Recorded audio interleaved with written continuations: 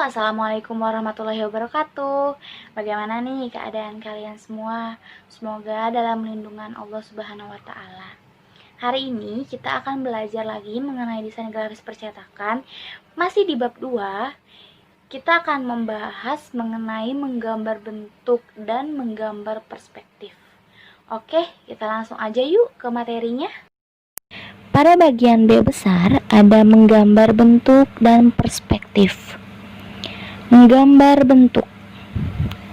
Menggambar bentuk adalah sebuah cara menggambarkan objek atau benda-benda yang ada di sekitar Anda dengan tepat seperti keadaan benda yang sebenarnya menurut arah pandang dan cahaya yang ada. Bagian A ada pengertian gambar bentuk. Menggambar bentuk merupakan kegiatan menggambar objek benda secara objektif sesuai keadaan sebenarnya, baik bentuk, warna, tekstur, dan gelap terangnya. Kemudian bagian B ada prinsip gambar bentuk. Pada prinsipnya, istilah gambar bentuk hanya ditujukan pada kegiatan menggambar objek-objek benda mati yang sering dikenal dengan istilah still life. Sedangkan pada kegiatan menggambar bentuk objek, khususnya pada objek manusia, dikenal dengan istilah menggambar model. Oke, jadi bisa dibedakan ya antara menggambar benda mati dan menggambar objek hidup itu bahasanya memiliki perbedaan. Lanjut, di bagian C ada ragam objek gambar bentuk. Berbagai macam bentuk benda dapat dibedakan dalam bentuk benda geometris atau bentuk benda beraturan dan dapat diukur, dan non-geometris atau yang biasa disebut dengan bentuk benda tak beraturan atau bebas. Sementara itu, bentuk sudut dan bentuk bidang suatu benda dapat dibedakan menjadi 5 bentuk, yaitu sebagai berikut. Contoh yang pertama ada bentuk kubistis. Seperti yang dilihat, saya memberikan contoh yaitu gambar sebuah bis besar. Nah, bis ini kan biasanya bentuknya kotak, kemudian persegi panjang. Nah, itu merupakan suatu bentuk yang tergolong dalam bentuk kubistis. Di nomor 2 ada bentuk silindris. Contoh yang saya berikan adalah sebuah ember. Kemudian di nomor 3 ada bentuk bebas. Bentuk bebas saya beri contoh yaitu sebuah bunga. Karena bunga kan bentuknya terbagi menjadi beberapa macam. Ada panjang, ada seperti lonjong, kemudian ada segitiga. Nah, mencakup beberapa bentuk. Nah, maka disebutlah dengan bentuk bebas. Pada nomor 4 ada bentuk bola atau bulat. Contohnya dapat dilihat yaitu balon yang berbentuk bulat. Kemudian apalagi nih contoh bentuk bola atau bulat yang ada di sekeliling kita? Coba jawab ya. Pada nomor 5 ada bentuk piramida dan kerucut. Contoh yang saya berikan adalah sebuah trompet. Nah, trompet ini kan bentuknya seperti kerucut ya. Di bagian atas dia agak kecil, kemudian dia membentuk ke bawah agak besar. Kemudian ada lengkungan lagi yang menaik, yang arahnya naik ke atas. Kemudian dapat dilihat juga bahwa bentuk piramida dan kerucut ini gambarnya tidak simetris. Jadi agak dari bawah ke atas itu agak sedikit menjorok. Kalau yang pertama tadi kita membahas mengenai gambar bentuk, yang kedua kita membahas mengenai perspektif. Gambar perspektif adalah sebuah gambar yang dibuat sesuai dengan pandangan mata manusia.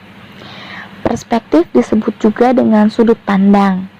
Perspektif juga merupakan suatu teknik atau metode untuk menggambar objek-objek berupa benda, ruang atau yang biasa disebut dengan interior, dan lingkungan yang biasa disebut dengan eksterior, yang ukurannya lebih besar daripada manusia.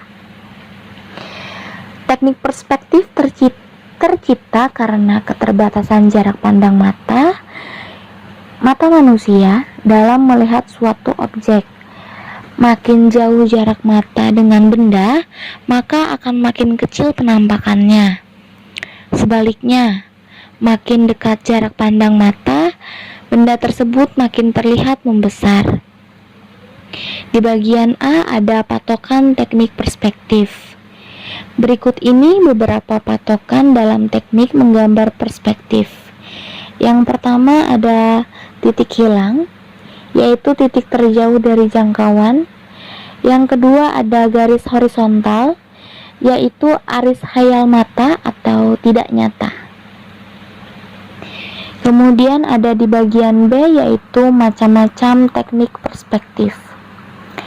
Ada 3 sudut pandang yang dilihat dari posisi mata Anda berada dari objek, yaitu sudut pandang tinggi, normal, dan rendah.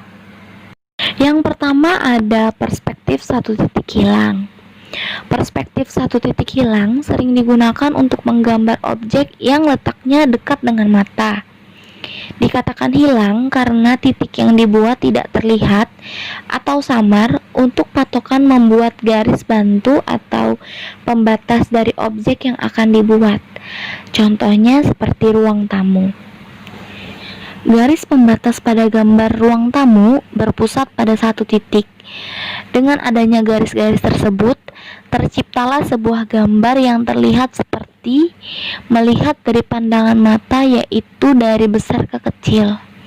Nah, contohnya ada di samping. Titiknya itu berada di tengah-tengah antara di bagian lemari itu. Kalau kita lihat itu gambarnya dari kursi. Kalau kita lihat dari kursi menuju arah ke lemari, kita lihat dari besar ke kecil ukurannya. Nah, banyak garis-garis yang melewati, tapi kita tidak melihat titik di mana itu berada. Jadi, contoh kedua dari perspektif satu titik hilang yaitu gambar sebuah kota. Terlihat dari gambar kota dengan banyak mobil di dalamnya. Di samping kanan kiri terdapat gedung-gedung tinggi. Di sini dapat terlihat kesan dari besar ke kecilnya. Nah, mungkin hampir sama pada gambar kota dan gambar ruang tamu tadi. Kita dapat melihat gambar tersebut, cara pandangnya itu dari besar ke kecil. Mungkin kepada gambar kota di sini titiknya berada pada bangunan yang berada di ujung sana, atau mungkin bisa kita sebut pada tulisan PIP 1. Nah, kemungkinan itu yang menjadi titiknya. Nomor 2 ada perspektif 2 titik hilang. Perspektif 2 titik hilang dalam arsitektur biasanya digunakan untuk menggambar ruang eksterior suatu bangunan. Perspektif 2 titik hilang paling banyak digunakan dan paling mudah dibuat karena hasilnya cenderung tidak statis dan tidak simetris, sehingga lebih wajar untuk dilihat. Contohnya ada 3 benda. Nah, pada gambar di sini saya memberikan contoh sebuah ruang tamu yang terbagi menjadi 2 bagian pada sisi kanan dan kiri. Kalau tadi kita lihat pada perspektif 1 titik hilang, titiknya berada di ujung dari benda tersebut. Kalau perspektif 2 titik hilang, garisnya atau titiknya berada di bagian kanan dan kiri, sehingga membuat gambar terlihat lebih agak tertarik yang membangun 2 bentuk atau 2 garis. Contoh dari perspektif 2 titik hilang lainnya ada gambar sebuah bangunan toko. Nah, hampir sama seperti contoh yang di atas tadi.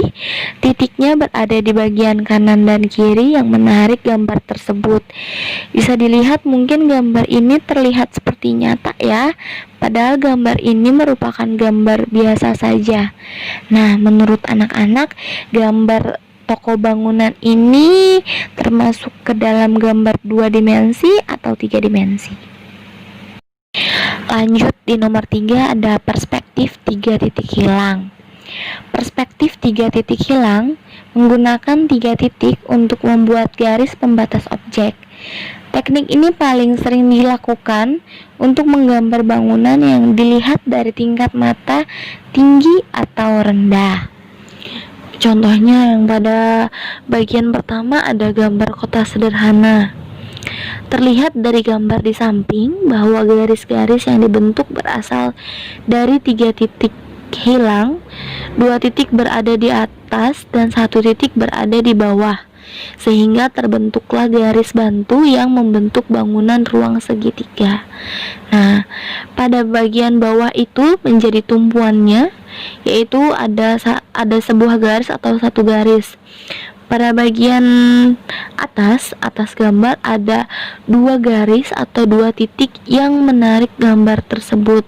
Nah, dapat dilihat gambar ini seperti menyerupai bentuk segitiga. Nah, ini mengapa disebut dengan perspektif 3 titik hilang, karena yang membentuknya ada 3 buah garis yang membentuk sebuah segitiga. Kemudian contoh perspektif 3 titik lainnya ada gambar bangunan yang dilihat dari bawah. Berbeda dengan gambar sebelumnya, sudut pandang dari bawah atau biasa disebut dengan sudut pandang kucing, katak, atau hewan-hewan kecil lainnya. Jika pada gambar jika pada gambar sebelumnya 1 titik berada di bagian bawah dan 2 titik berada di bagian atas, maka pada gambar ini kalian akan menemukan hal yang berbeda, karena 2 titiknya berada di bawah dan 1 titiknya berada di atas. Sebenarnya gambar ini mempunyai pengertian yang sama, hanya tekniknya saja yang berbeda.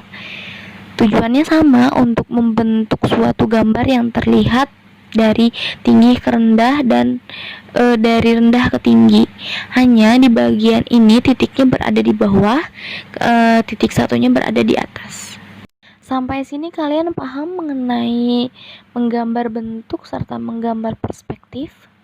Apabila ada yang ingin ditanyakan, kalian bisa langsung menghubungi gurunya, yaitu saya, atau bisa juga menuliskan di kolom komentar yang ada di bawah video ini.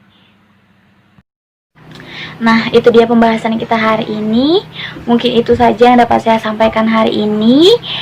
Jangan lupa like videonya dan juga komen, subscribe channel YouTube kita. Wassalamualaikum warahmatullahi wabarakatuh.